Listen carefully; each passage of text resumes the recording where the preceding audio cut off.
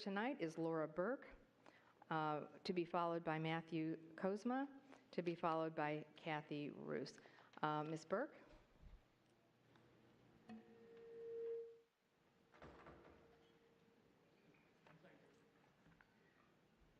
Thank you. I'm a parent, engineer, educator, and Fairfax County resident. Tonight's agenda included suicide prevention. Unfortunately, the gender regulations being considered by the school board may significantly harm the mental health of many students. Absolutely no research shows this policy will actually help and not harm transgender students. We've heard in testimony before that even experts do not agree on how best to help them, and that many of them eventually accept their biological sex. We know that transgender people commit suicide at a high rate, even if fully enabled and encouraged to take harmful chemicals and undergo surgeries. Yet the board is considering a policy which forces shared private spaces on all students without reason to believe that this will benefit anyone, and with the preponderance of evidence that it will inflict tremendous harm.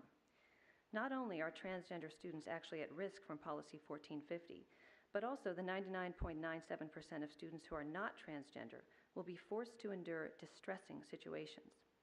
Shared private spaces will harm children who suffer from sexual abuse, who are much more numerous than transgender students, and who also experience high rates of suicide. No group of adults can pretend to care for students' mental health if they force girls, and 82% of these victims are female, to share with biological males private spaces where they must undress and become fully vulnerable. Also, the many other children who simply have a healthy sense of modesty, nurtured by the Muslim, Jewish, and Christian religions, and Asian cultures, by human nature, and by concerned parents, will endure trauma and be encouraged to overcome an instinct for self-preservation and safety. The school board has no baseline for measuring these harmful effects of Policy 1450 on either transgender students or the general population. This makes the entire policy an uncontrolled experiment on live humans without consent, which is illegal in Virginia and in all the United States. Children are not guinea pigs. We tell our children that no one should make them feel uncomfortable. Back in July, board member Ryan McElveen stated that he would be against a policy of a school name change if one person should feel uncomfortable. Why would he and other board members, not with heartfelt sincerity, apply the same level of compassion to tens of thousands of students who may have objections to their use as human subjects without consent in this poorly conceived experiment? Thank you. Thank you. I'm told Matthew Kozma has someone speaking for him, and that person hasn't arrived. Is that correct? All right, I'll skip over and come back to you then, Mr. Kozma. Kathy Roos, to be followed by Catherine Webster.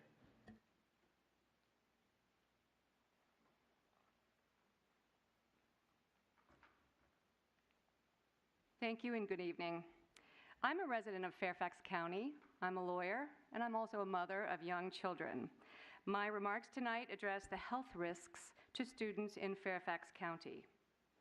Several doctors' groups have written to you. These groups represent over 20,000 physicians and health professionals.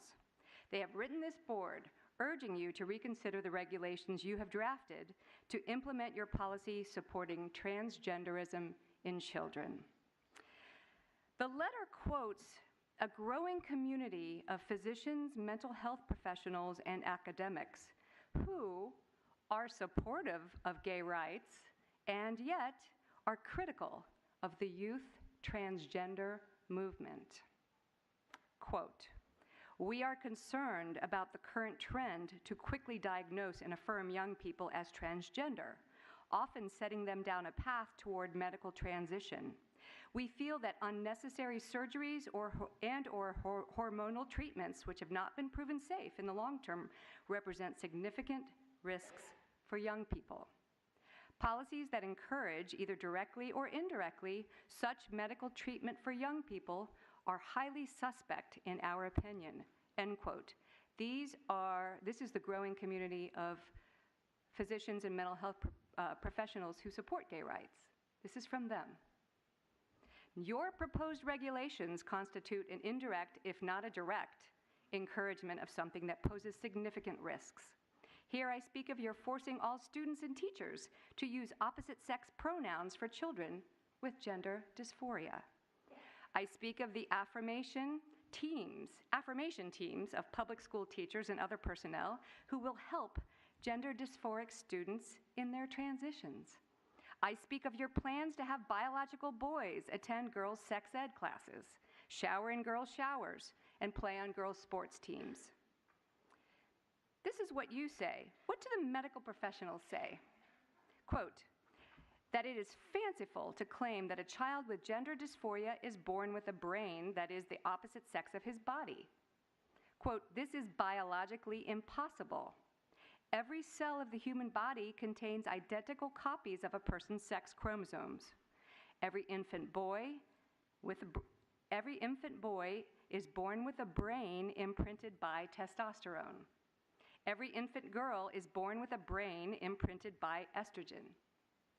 In short, your policy and proposed regulations are based on little more than political propaganda masquerading as fact.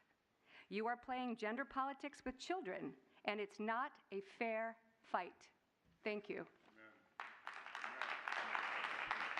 Catherine Webster, to be followed by Kathy Mallard, to be followed by Sharon Fernandez.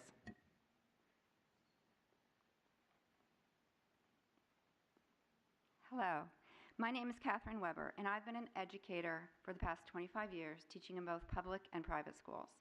My remarks concern the subject of course offerings, particularly those in the family life education curricula. In my opinion, Fairfax County parents deserve answers to a number of questions. Why does FCPS so far exceed Virginia state requirements for FLE curriculum? Isn't there any other subject area that this time could be devoted to, given that there are so many interesting and wonderful things to learn about? Why are so many lessons age inappropriate? Do fourth grade boys really need to see 14 images of male genitalia in various states of arousal? Do fifth graders really need to be instructed in condom use or view a video of an animated erection? Why is anal sex mentioned 18 times in one lesson for 8th graders? Do 9th graders really need to be shown a video which includes a father raping his daughter? Why are these explicit materials showing up in lesson plans for younger and younger grades, but are not mentioned on your webpage with curriculum details for FLE? Even savvy parents who know how to navigate to Blackboard will not find all the videos which are being shown to their children there, which may be a violation of state regulations. Why not? Why aren't they being shown these? Why is abstinence taught in a negative light as a loss of something, rather than as a healthy and positive way and a gift to your future self and spouse? Why is abortion more thoroughly covered than adoption? Why does the curriculum promote teachers, the school, and government agencies as children's allies but not their parents? The parents are not portrayed as their allies. Many parents have been completely in the dark about the FLE curriculum, but flyers and word of mouth are making them aware. And when they find out, they feel taken advantage of, lied to, and conspired against. If you really respected parents, you would make sure they had all the information on these sensitive topics, and then ask if they want to opt their children in. Thank you for your time. Thank you. Kathy Mallard, to be followed by Sharon Fernandez, to be followed by Meg Kilgannon. Thank you. And I have the copies of my remarks here. I didn't give them out ahead Well, of time. thank you. If you can provide those to the clerk, and she'll hand them out to us. And if you could start the time again, please.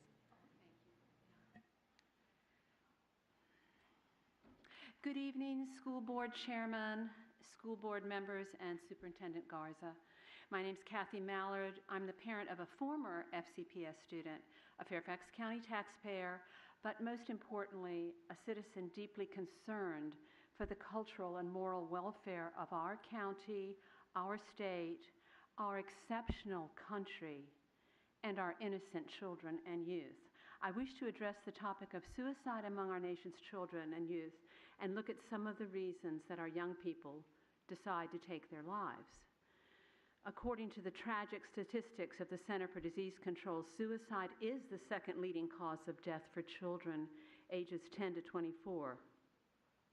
More teenagers and young adults die from suicide than from cancer, heart disease, AIDS, birth defects, stroke, pneumonia, influenza, and chronic lung disease combined. So it is a very important issue. Each day in our nation, an average of over 5,240 youth attempt suicide. There's a youth risk behavioral surveillance system. It's a survey conducted every 2 years by the Center for Disease Control and Prevention. The purpose is to monitor priority health risks that contribute to the leading causes of death, disability, and social problems among youth in the United States. Some that indicate possible depression and or suicidal ideation include risk behaviors and relationships that lead to unintentional injuries and violence, alcohol and other drug use, tobacco use, unhealthy dietary behaviors, inadequate physical activity, obesity, asthma, and of course, sexual behaviors and sexually transmitted diseases. As you will note, the survey doesn't look at some of the most important factors in the mental health of children. That is family support, school culture, religious belief, and a faith in God. No child can escape the difficulties that life deals them, but from time to time. But if a child does not have that strong family unit or an understanding of a just power, they will lose hope. I contend that the FCPS Family Life Education Program, in its current state, is contributing as a factor to child and teen depression, and therefore suicide ideation. The Family Life Education Program is not about family, but rather about a sex life. It does not address the psychological impact of sexual intimacy or sex acts outside of marriage. It doesn't address the importance of love and with sexual intimacy. My daughter had to learn in the 7th grade about oral sex, bestiality, masturbation, and something I wonder if you can define, fisting. Does anybody know what fisting is? I didn't. I know my time is up. I didn't talk fast enough, but I would commend to all of you to read this book. It should be mandatory reading, because before you make one more decision about what we're teaching our children in sex education, not family life education, you need to know what Kinsey did and his colleagues in the Planned Parenthood movement. Thank you very much. Thank you. Sharon Fernandez, to be followed by Meg Kilgannon, to be followed by Lee Miska.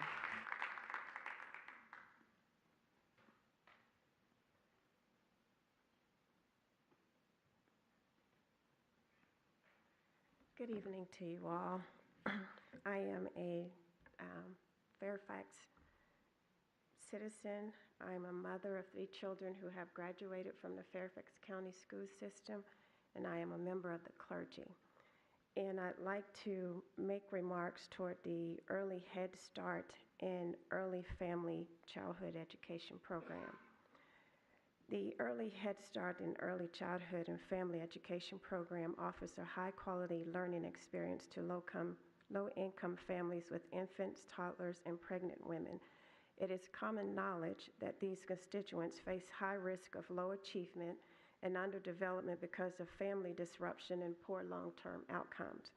Head Start's goal, my understanding, is to expand schooling opportunities for these students so that they can start on the same level with their peers who are in a higher socioeconomic demographic. But Head Start is also designed to offer structured opportunities for disadvantaged students to learn in a safe environment. But will these preschoolers enter a safe environment in Fairfax County Public Schools when boys and girls are permitted to use the same bathrooms at the same time? Or are these children getting a head start into a greater confusion? These children, more so than many others, face great complications transitioning to a confusing, conflict-ridden adult world. Added to this is the struggle that all children in early development face concerning their ever-changing bodies. Many of these issues resolve. My concern is that Policy 1450 will complicate these issues because it introduces the ideology of transgender, which has neither scientific or legal definition as of now. Therefore, it places a psychological burden upon its children, their parents, and their guardians to interpret what it means. This policy forces children to silently accept a preference that defies their basic human intuition to embrace the immutable biological distinctions between the male and female anatomy. Does this board value the opinions of all children to include those from low-income families? It's not clear if this is the case, because Policy 1450 raises the concerns of the gender nonconforming students above everyone else's and allows this small percentage of students to dictate what everyone else should do. At the same time, this policy endangers the privacy and sense of well-being of all students because, as I said earlier, now everyone has to wonder who's in the bathroom with them because boys and girls are or will be permitted to use the same bathrooms at the same time. In summary, If you could just wrap up in a sentence or two, I'd thank appreciate you. In summary, 1450 forces complicated societal conflicts on these students and families in favor of the gender-conforming students and their families. Head Start kids really need extra help with the basics so they can come to school on a level playing field, so they can learn to succeed and break the cycle of poverty. But will policies like 1450 be too high of a price for our children to pay to get a head start? Thank you. Thank you. Meg Kilgannon, to be followed by Lee Miska, to be followed by Amy Davis. Is it Rubacki? Rubacki, thank you. Good evening. I am here to speak about the suicide prevention policy. And I went online to find out what the suicide prevention policy is, and there's not really nothing there. There's this piece of paper with policy 2 something XXX and outlines of material where things will be going, but the policy, I couldn't find the policy written. I wonder who's writing the policy? Are parents involved in crafting the policy? I would want whoever is writing this policy to make it clear to everyone in the Fairfax County school system that your first priority when you're confronted with a student who's deemed to be depressed or considering suicide, everyone's first instinct should be, I've got to call the student's parents. We've got to get in touch with the parents. We've got to call the parents. That should be the very first thing on everyone's mind. It shouldn't be just lip service given because of a state requirement. Parents are the ones who love their children the most, who know them the best, and we appreciate your assistance in these kinds of things because you see things during the school day that we're not able to see, but we still have a right to know what is going on, and we would be the first ones to be there to help our children. There'd be very rare and few exceptions to that. There was a case in Loudoun County last year where a boy reported to his friend that he was considering suicide, and his friend reported it to the counselor. Because it wasn't a direct report from the boy, they didn't inform his parents, and that young man did tragically take his life. I would hope that that would never, ever be the case here in Fairfax. I would hope that everyone, the parents, would be the first people to be informed. This board has recently made some policy 1450 that's been mentioned here tonight, where parents' views were given no consideration. That policy was rammed through very quickly under less than transparent circumstances. There was no community dialogue or discussion. And I fear that if you follow that model of policymaking, when you're talking about suicide prevention policy, you will make a mistake, and it could cost a child their life. So I beg you to include parents in the policymaking process for the suicide prevention policy. And while you're at it, you could repeal 1450. That would make a lot of people happy too. Thank you. Lee Miska.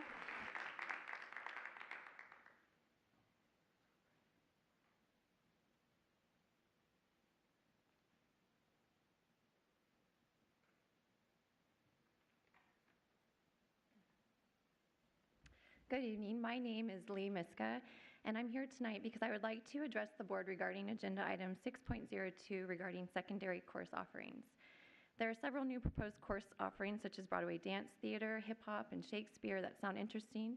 It seems these courses would provide opportunities to meet the changing demographics and interests of the students.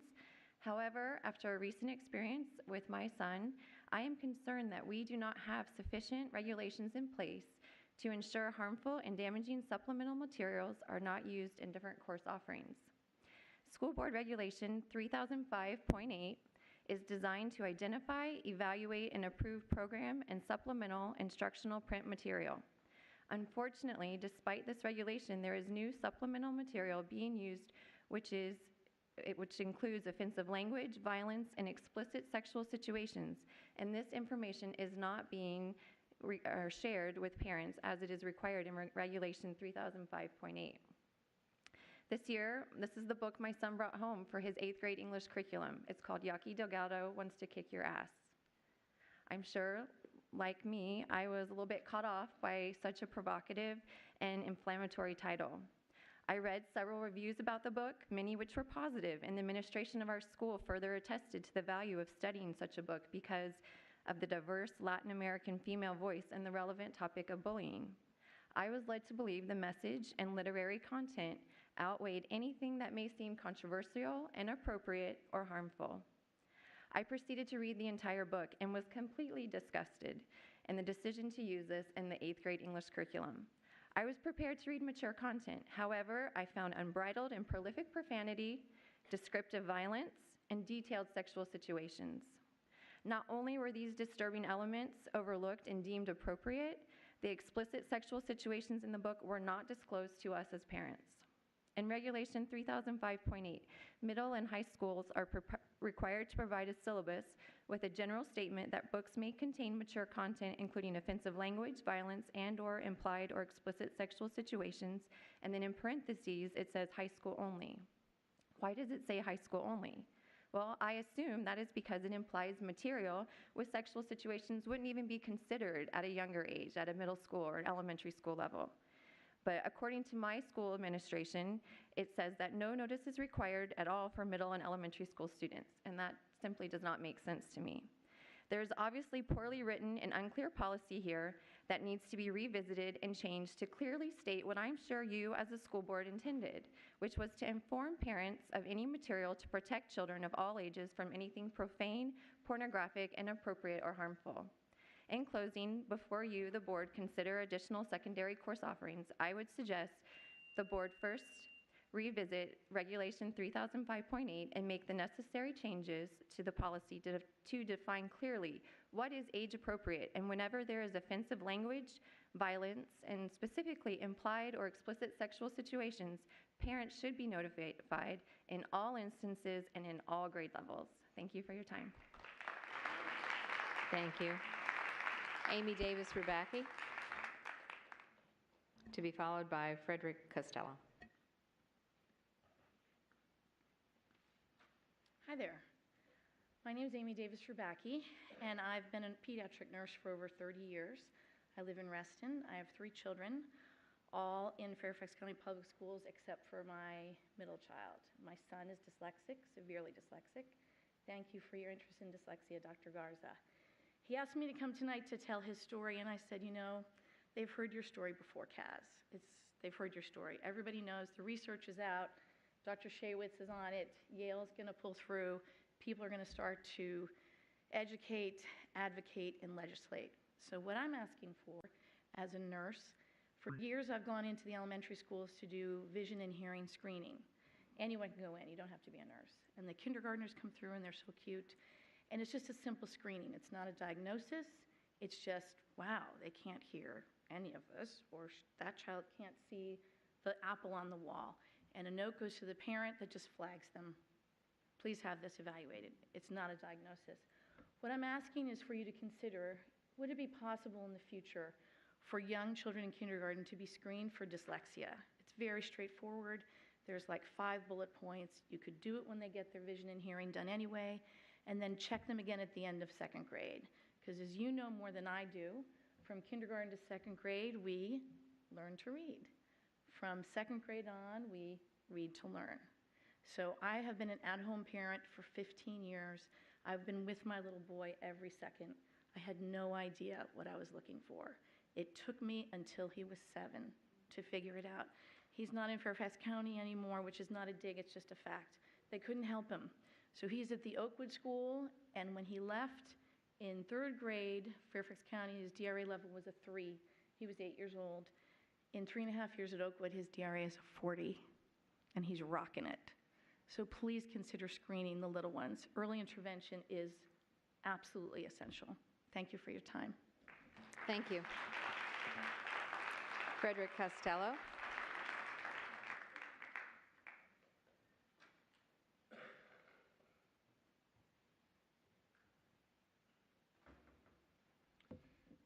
My name is Fred Costello. I'm actually a rocket scientist, so I don't fit in. My grandchildren, however, go to Fairfax County Public Schools.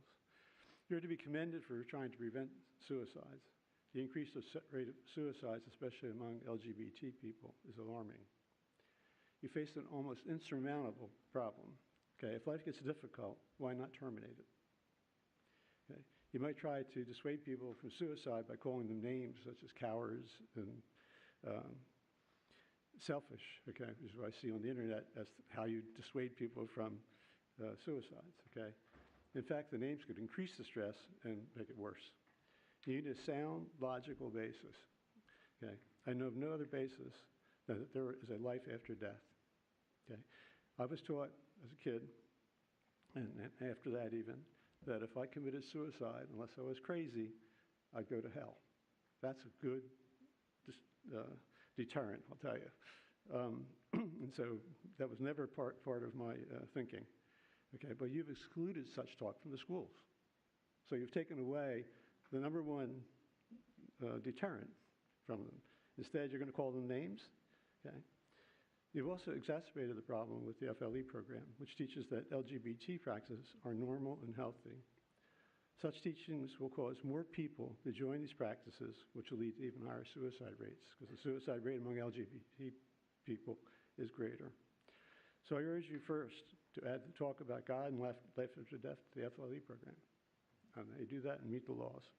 Okay? And then devise the program to minimize experimentation by the students in the LGBT lifestyle. Okay, to the extent that you're personally responsible for the FLE program, you will be responsible for the increase in suicides. Think of that. Okay.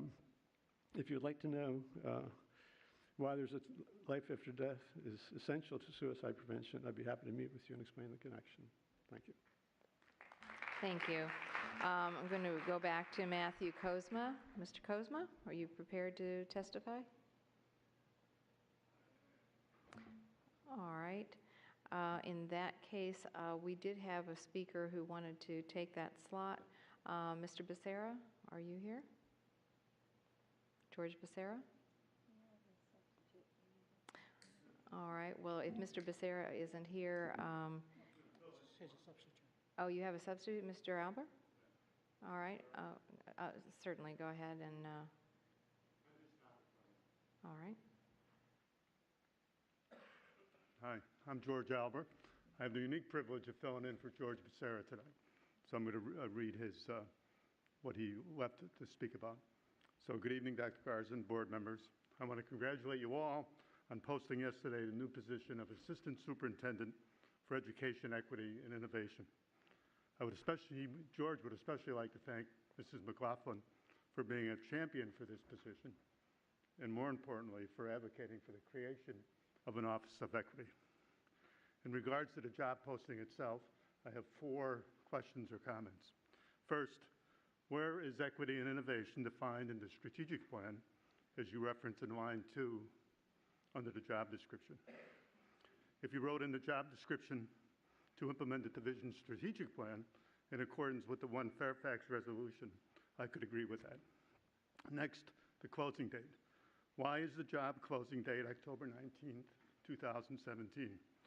Forgive my ignorance. Is this a common practice of a 1-year deadline for any position except for superintendent? Or is this person not actually going to be hired until the new superintendent comes in? If this is the case, then I have to hope the new superintendent is in agreement with this new position in the office. Or is the closing date referring to when the new hire will start the position. If that is the case, why such a long delayed start date? Third, I think this is really important. Where is the assistant superintendent to be placed in the org chart? Early indications from you is that this position will be under the chief of staff. For meeting responsibilities on your webpage, shouldn't this new position be under the chief academic officer? Isn't the CAO responsible for instruction, and in particular for closing achievement gaps? Fourth, I hope this job announcement garners applications from personnel from other school districts that have had an Office of Equity or similar type function for years, like Dallas or Chicago. This would be helpful in starting this new office and immediately implementing best practices, therefore not starting from scratch. Again, I'd like to thank the superintendent and school board on the very first good step in announcing this job position. Now, I do have a statement I'd like to make on my own behalf, if I may. And it's a very simple one. Very simple one. And it's not what you think it is. October is also National Disability Employment Awareness Month, which is for those of you who don't know, for the past several years, I've been doing consulting for not-for-profits who work with people who are visually impaired. And education and training is extremely important for them to lead full, normal lives, which they can. So I should have brought this up sooner, but I hope next year we can think about National Disability Employment Month. Thank you. Thank you. We have one video testimony from Kevin Nee, and just so members of the audience know, you can see the video here. We do have screens in front of us, so we'll be watching it straight ahead. If you would. Hello, guys.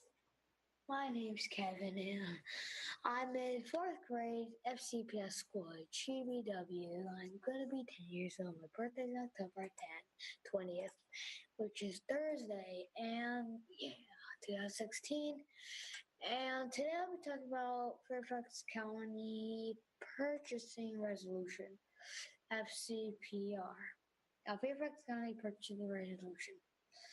The Fairfax County Public School Board shall be responsible for construction-related architectural and engineering services, related consulting services, maintenance, repair, and related services in connection with building, furnishing, equipping, renovating, maintaining, and operating the buildings and the property of the school division in accordance with 22:1 to 79 the Code of Virginia.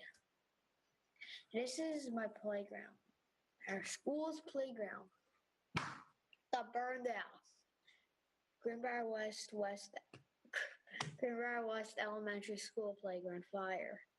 Literally, they burned it. Awkward silence. And now it's all hay. All the equipment's gone. Flag around, there's hay. Everything's buried down on the ground, and people are playing on it. Play other things than the playground. So the playground's gone. We're gonna play other things. For instance, all students have to play indoor or outdoor because we're in the trailers. We're the only classes that can do that, so we're lucky.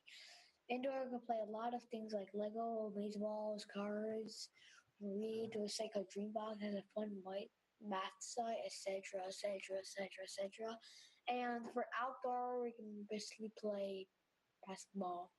And I made a game, me and my friend, called Keep Away, 2 teams. And me and my friend Anker are masters of it. Then we stopped playing, went to play cards. And yeah. Well, guys, have a great night. Bye-bye.